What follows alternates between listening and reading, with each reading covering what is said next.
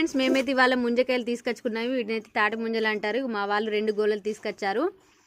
ఇగో ఒక గోళ మొత్తం తినేశారు. నాకైతే ఒకటి తీసి ఇచ్చారు. తీస్తే ఇలాగా ఒక్కొక్క కన్ను ఇలా ఉంటుందన్నమాట.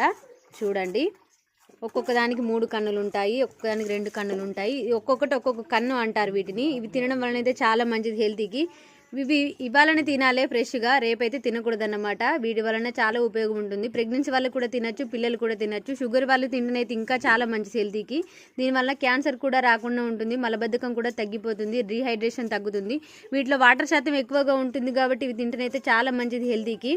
దీనివలన వడదెబ్బ నుండి కూడా రక్షిస్తుంది. వీటిలో విటమిన్స్ మాత్రం చాలా ఎక్కువగా ఉంటాయి.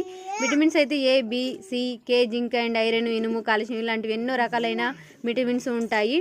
ఇవైతే ఖచ్చితంగా తినండి ఫ్రెండ్స్. ఇవైతే సంవత్సరానికి ఒక్కసారే దొరుకుతాయి. ఏప్రిల్ నెలలో అండ్ మే నెలలో మాత్రమే దొరుకుతాయి.